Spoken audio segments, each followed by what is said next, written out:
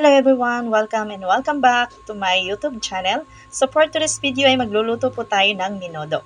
So ngayon na po ako nakagawa ulit ng content kaya sobrang namimiss ko to. Just keep on watching!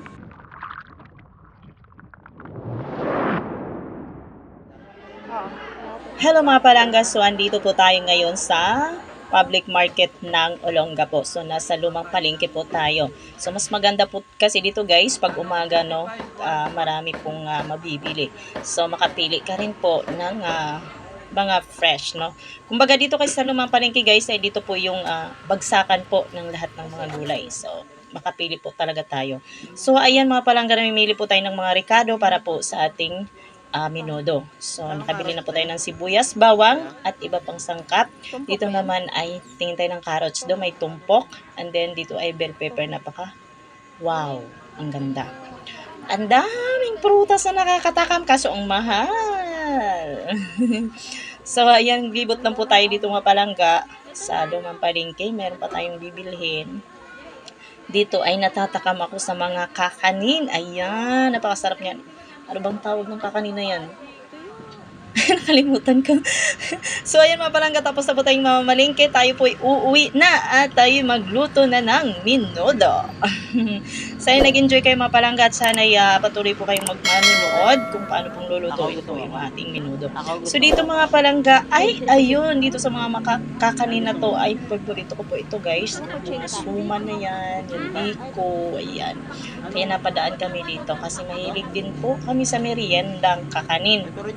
So, lalong-lalo na po. Sapin-sapin. Ayun nga, yung kanina, sapin-sapin. Gustong-gusto kong nguyain yon. At dahil dyan, nakabili na tayo na hold up na, at tayo uuwi na! At dahil wala ng pera!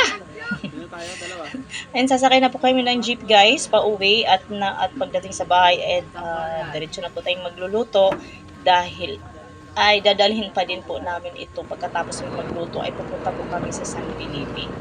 Dahil ngayon ay ating kaarawan. Charot. Hello everyone! So for today's video recipe mga palangga ay minodo. So ito na po yung ating mga sangkap. Meron na po tayong pamintang durog at saka dahon ng laurel. Meron na din po tayong patatas at saka carrots. At pasas or raisin. Meron na din po tayong pork liver, hotdog, at saka pork belly. Meron na din po tayong fish sauce, tomato sauce, at tomato paste. Ito na po ang lahat at i-prepare na natin to para po makapagsimula na po tayong magluto.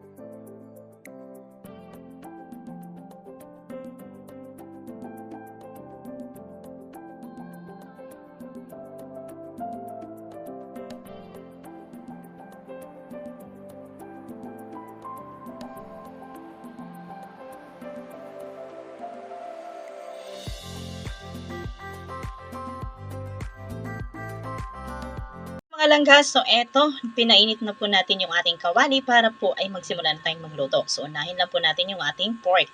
Now dito mga palangga, kung nakikita mo ay wala pong mantika. So lulutuin po natin siya ng konti sa sarili po niyang mantika. Ayan, ihalo-halo, mix-mix lang po natin mga palangga hanggang sa lalabas po yung kanyang natural oil. So at pagkatapos ay hanguin muna po natin ito and set aside. At pagkatapos mga palangga, next naman po natin yung ating chicken liver. So, ganun din po yung gagawin natin mga langga. Hindi po tayo naglalagay ng kahit kaunti pang mantika. So, lulutuin lang po natin siya mga palangga sa sarili po ng kanyang oil. Hihintayin lang po natin na magba-brown po siya. At pagkatapos ay hanguin naman natin mga palangga and set aside. Ang iniwasan po natin dito guys ay hindi po madurog yung ating chicken liver. So dito na mga palangga ay maglagay po tayo ng mantika para igisa na po natin yung ating sibuyas at saka bawang. Mix lang po natin hanggang sa mag-brown na po ng kaunti yung ating bawang at saka sibuyas. At ilalagay na po natin yung ating chicken liver.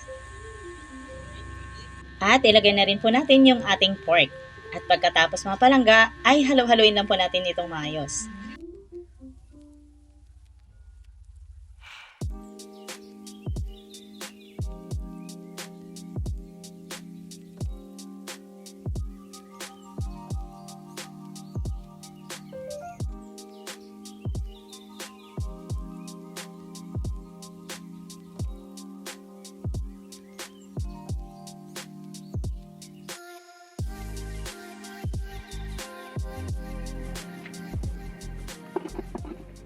Thousand years later. Ew!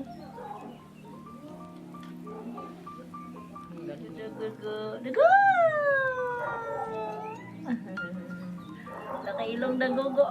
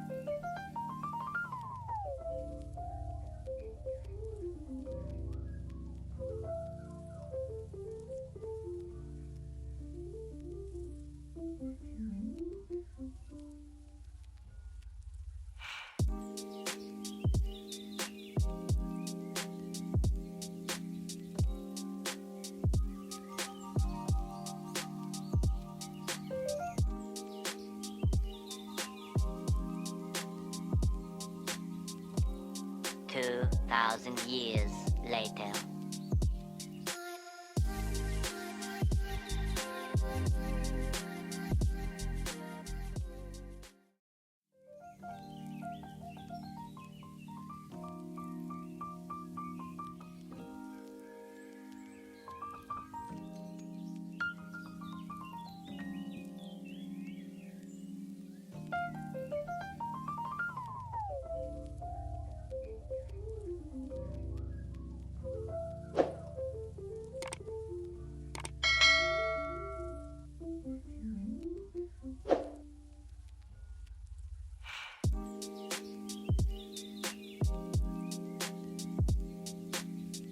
Two 2,000 years later.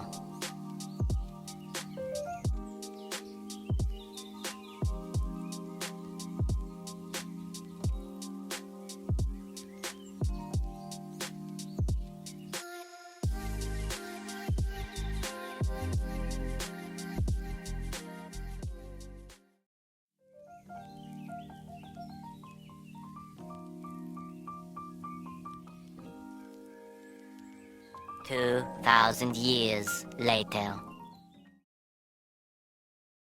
Hello mga palangga! So ito, natatapos na tayo mga palangga. Naluto na po yung ating recipe for today, menudo. So ready to serve na po yan guys. Kaya ayan, sana nagustuhan niyo po ang video na to. That's it for today. Thank you for watching. Don't forget to like and subscribe and hit my notification bell for more updates. Bye-bye!